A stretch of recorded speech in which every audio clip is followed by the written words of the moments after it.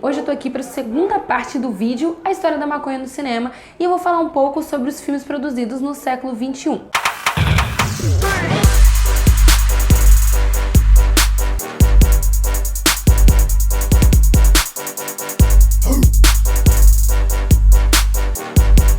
É claro, né, gente, que como eu sou contadora de histórias, eu tenho que dar essa introdução básica no histórico da maconha e já no século XXI, que tem uma coisa aí muito louca. Se o século XX ficou conhecido como um século à guerra às drogas, porque antes disso ninguém nem pensava sobre isso, o século XXI é quando a galera começou a repensar algumas drogas que foram proibidas, ou o tipo de lei, algumas que foram liberadas, e é claro que as produções vão refletir nisso. Para vocês terem uma ideia, essa pauta tá tão em alta que hoje, nos Estados Unidos, o próprio que começou a guerra antidrogas, apenas 3 dos 50 estados não permitem nem o uso recreativo nem o medicinal da maconha, para você ver, né? Como que tá. Hoje em dia, em muitos países, esse uso é ou descriminalizado, ou legalizado, ou tolerado. No Canadá, por exemplo, é permitido o uso recreativo. Na Colômbia, é permitido até 20 gramas por pessoa. Na Argentina, é de boa fumar em lugares privados. E na Holanda, pode-se vender até 50 gramas e também é permitido o plantio. Em uma decisão histórica, a África do Sul legalizou o consumo privado em 2018. E o Uruguai, gente, o Uruguai, essa joinha, ele foi o pioneiro. Em 2014, legalizou o plantio, o consumo e a comercialização e regulamentou tudo, dando exemplo aí para outros países. E o Brasil? Bom, já é permitido o uso medicinal no Brasil em certos casos, mas a legislação está aí a passos de tartaruga e o conservadorismo cada vez mais, cai matando. E mesmo o uso medicinal, ainda é muita burocracia e muito tabu você conseguir uma receita. Mas existe um movimento muito forte, principalmente nos direitos humanos, que é contra a proibição. E o cinema nacional por trás. A gente tem vários filmes que abordam o caso, e um deles é um clássico que é Cidade de Deus, que ele fala um pouco ali sobre as guerras às drogas e como essa proibição muito mais incentiva do que inibe o tráfico, e que essa guerra às drogas, por assim dizer, não tem eficácia. Vira isso pra lá, moleque, tá maluco? Ô, filho da puta, vai ficar botando essa porra dessa arma pra mim, moleque? Não fode, rapaz! É legal falar também que uma marca dos filmes do século XXI, muitos deles, é ter ali uma mensagem anti-tráfico, né? Uns filmes que falam sobre a guerra às drogas e sobre como o tráfico é prejudicial. Mas não só o tráfico, como também várias informações deturpadas sobre a droga são passadas, e isso é muito prejudicial, e isso acontece porque ela não é legalizada. Um filme muito importante para o cinema nacional que fala sobre isso é Bicho de Sete Cabeças, da Laís Bodansky, maravilhosa. E qual que é desse filme? É o Rodrigo Santoro, que ele é o protagonista, ele é um jovem que fuma maconha às vezes, é um jovem tranquilo, e o pai dele acha a maconha ali no seu casaco. E ele tem uma ideia brilhante. Então, meu filho tá aí fumando beck, vamos botar ele no manicômio. Tá doido, só pra tá doido. Essa Eva é demoníaca. Esse filme faz uma denúncia muito importante, que é também anti-manicomial, porque ele mostra ali os maus tratos que o menino sofreu e que não foi bonito não. E além disso também aborda essa relação de pai e filho. O filho vê a maconha como essa droga demoníaca, como se fosse um crack, entendeu? E ele pensa que isso vai acabar com a vida do filho dele, por também ser mal informado, né? Também tem isso. Mas o que acaba com a vida do menino? O próprio manicômio. Então tá aí pra você refletir, e é um filme maravilhoso. Valorizem esse filme, vejam esse filme. Um cigarro. Ei, terceiro desse? Ele não tem cigarro não, viu? Tem cigarro não, né? Sabe? Não? Sabe da lá, vai. Bom dia, Luiz. Outro filme que fala especificamente sobre tráfico e sobre guerra às drogas é Blow, Profissão de Risco. O filme ele aborda ali o início do tráfico de cocaína nos Estados Unidos e conta a história do George Young, que ele é interpretado pelo Johnny Depp. E qual é? Ele é um cara assim, de boa, né? Boa família e tal, que começa a vender maconha. Ele é um traficante de porte médio, assim, só que ele é preso. E aí, nisso que ele é preso e vai pra cadeia, ele tem contato com traficantes de cocaína. E por ambiente descolado e tal, ele se torna um grande traficante de cocaína. E é aí que começam os problemas dele. Senor Escobar wants to see you. We're going into business together. I want to start right away. How much bigger can we get? Sky's the limit.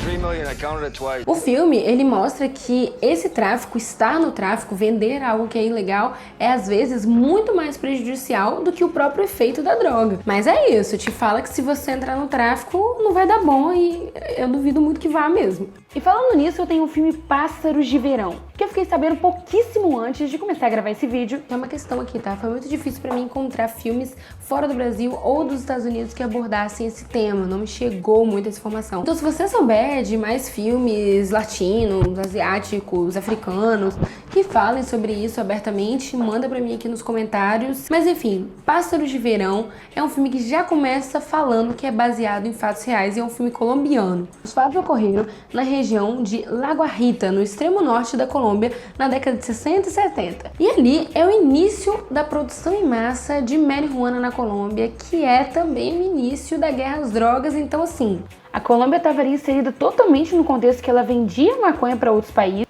né, principalmente os Estados Unidos. E ao mesmo tempo, na Colômbia, sempre foi comum o uso de maconha e da folha da coca, recreativo, medicinal, não é problema. O problema mesmo foi quando ela entrou no esquema do tráfico e aí, meu filho, desgramou. E esse filme mostra como essa busca por poder e por ser dono, digamos assim, de uma boca, vocês chamam de boca lá na Colômbia, pode ser prejudicial para uma família, para o estudo familiar e para a cultura em si, para toda a cultura que está em volta. O filme é muito sensível e ele aborda o tema de uma forma muito singular e eu particularmente adorei o protagonismo feminino desse filme, além da fotografia que é, ó, lindinha também.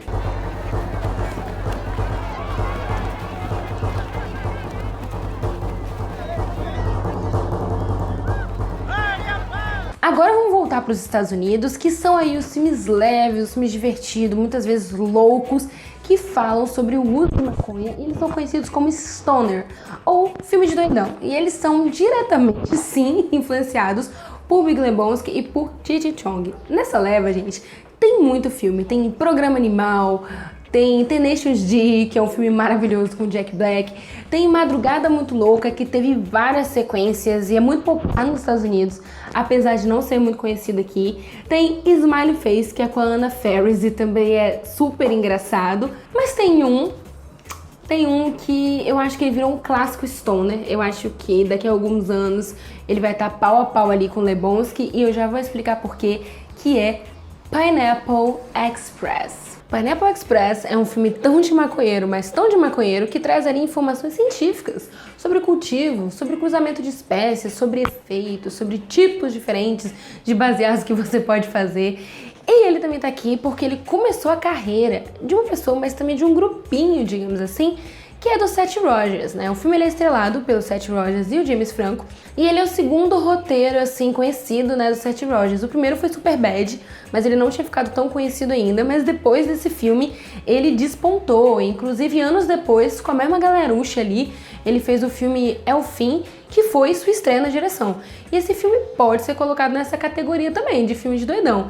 Na verdade, se eu parar pra pensar que todos os filmes, né, que são protagonizados aí pelo Seth Rogers, James Franco, Jonah Hill, Dave Franco, essa galera do mal, do bem, pode ser colocado aí como filme de stoner, porque mesmo que o filme não seja com a temática usuários de maconha, propriamente dito, o filme sempre vai ter alguém fumando, sempre vai ter uma pegada, sempre vai ter alguma situação que envolva. Vale ressaltar aqui que o filme é muito bem escrito e é realmente muito engraçado. Mesmo quem não gosta muito da temática ou não assistiu muitos, costuma gostar desse filme. Então é um filme que eu super indico. Blast off.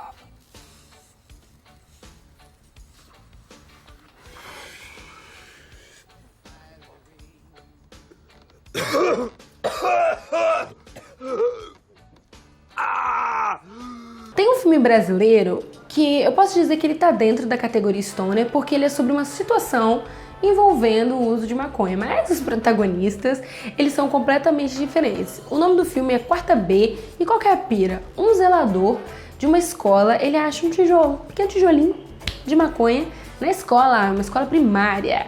E aí eles convocam uma reunião onde o zelador, a professora e o diretor estão presentes junto com 15 pais para poder saber o que aconteceu, quem foi a criança que trouxe isso, o que tá rolando.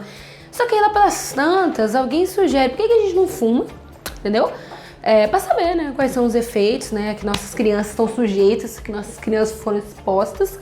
E aí, a partir daí, né, gente, vai se desenrolar muitas situações absurdas e é por isso que eu coloco ele dentro dessa categoria stoner aí. É massa, assim, é um filme com baixíssimo orçamento, pouca gente conhece, mas eu acho muito interessante, eu aconselho todo mundo a ver. Agora, eu acho que sim, esse tipo de filme, né, que mostra situações muito loucas e embaraçantes, envolvendo o uso de maconha, eles contribuem pro estereótipo, né, pra criação do estereótipo maconheiro. Mas eles também abrem um certo caminho, né, para as pessoas poderem falar sobre isso nos filmes, né? E lá, né, a maioria dos filmes que são filmes de doidão, eles estão falando sobre um tipo específico de pessoas, né? São aquelas pessoas que fumam maconha todo dia, que vivem para fumar maconha, digamos assim. E do mesmo jeito que é diferente alguém que bebe em festas e uma pessoa que é alcoólatra, é claro que vai ser diferente. E eu acho que é aí que reside, né, o pensamento crítico.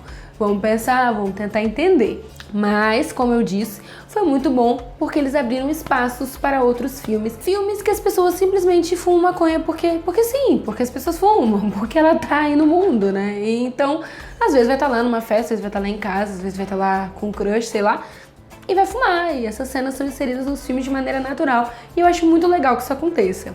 E eu também considero isso, digamos assim, o efeito Lebowski, esse nome que eu criei, que tô colocando aqui. Mas é pra falar que alguns filmes, sim, são possíveis de serem feitos hoje em dia porque esse filme foi feito. Inclusive os próprios irmãos Coen, eles têm cenas engraçadíssimas, né, envolvendo pessoas que usaram quantidades grandes de maconha, como por exemplo a cena do Bar Mitzvah em A Serious Man, que pra mim é uma das cenas mais engraçadas da história, e todas as cenas do Brad Pitt em Quem Me Depois de Ler. Sério, gente, só para a vida e vai ver todos os filmes dos irmãos Coen, porque eles são perfeitos, não tem o que falar. O filme do Brasil, que trata desse tema de uma forma muito natural, é o Árido Movie, um filme dirigido pelo Lírio Ferreira, e ele conta ali a história de Jonas, um menino que é um repórter do tempo, um maju, por assim dizer, em São Paulo, Sampa. E aí o pai dele morre de morte matada e ele tem que ir lá na cidade natal dele, uma cidade no interior de Pernambuco, pra poder ver lá o pai, e as pessoas começam a cobrar ele também uma vingança, né? Porque afinal vai deixar isso aí rolar, o que é? E aí ele e os amigos dele, né, vão investigando, vão procurando saber ali o que acontece. E tem uma cena emblemática onde o Selton Mello, sim, o Selton Mello tá nesse filme, ele ensina a Paul Baumbach a fazer um pequeno baseado. E essa cena ficou muito clássica e não é um filme sobre fumar maconha, é um filme que tem pessoas que fumam maconha. E eu acho muito legal que isso aconteça, assim, porque, né, enfim, acontece. E nada de ficar fazendo finório, né, nego? Finório... Finório é pra esses frangos lá do sul, né? Que fumar é pra dar onda. E hoje isso tá presente em milhares de filmes hollywoodianos, tem milhões, assim. Um que eu assisti recentemente é aquele A Noite Delas, que é com a Scarlett Johansson e é um grupo de amigas que vai lá numa despedida solteiro e tal, e mostra elas fumando maconha numa naturalidade. Esse filme tá na Netflix. E outro que eu assisti na Netflix foi Solteiramente, a tradução é Solteiramente, mas é algo como relacionamento, em vez de você falar relacionamento sério, você fala de cara com relacionamento, sei lá, não sei. E conta a história de uma mulher que ela tá se recuperando de mais um pé na bunda, ela levou vários. E aí uma amiga dela, que é uma solteira convicta, me identifico bastante com esse personagem da solteira convicta, ela ensina ali como ser solteira. E também tem uma cena ali delas fumando maconha normal, na boa. E esse filme ser sul-africano é muito interessante, porque, né, a África do Sul, como eu disse, legalizou a maconha em 2018. E é um país com uma grande cultura rastafari, que durante boa parte do século XX e no início do século XXI teve o uso proibido. É tipo chegar aqui no Brasil, um país católico, e proibir o vinho. E aí tá bom, aí chegou lá na cerimônia, não tem vinho pro padre. É isso que fizeram, mas agora desfizeram. Que bom, né? Esse filme também é muito divertido e eu indico bastante. E cabe aqui no final uma homenagem, na verdade uma menção honrosa ao Snoop Dogg, porque ele assim, ele faz questão de botar o tema, de botar a erva em si, em todo filme que ele participa, como produtor, como ator, e sempre de uma forma descontraída, assim, né? O Snoop Dogg é aí, né? Um cara milionário, tem marca de roupa, escreveu um livro, um monte de CD lançado, e é um maconheiro convicto, ou seja...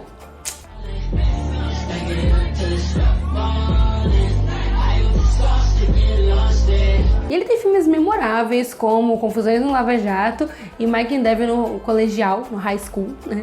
Que ele contracena ali com o Wiz Khalifa, então eu quis fazer uma menção honrosa a esse rapper que tanto amamos. E galerinha, tem muitos documentários sobre o tema. Na verdade, documentários sobre o uso da maconha medicinal, recreativa, proibição, tudo, é o que não falta. O Brasil mesmo tem muitos famosos, como por exemplo o Quebrando o Tabu, que ficou assim mundialmente famoso. E ninguém é obrigado a concordar, e muito menos a usar, né? Mas é legal sempre saber os dois lados da moeda, entender quem é a favor, entender quem é contra, sempre na educação, sempre na boa vontade, na paciência. E se você gostou de saber essas curiosidades e gosta de vídeo assim, contando a história das coisas, não deixe de deixar seu like e, se possível, compartilhar com os amigos que você acha que vai gostar desse tema, porque, como eu já falei, isso me ajuda. E coloque aqui nos comentários qual filme de doidão você mais gostou.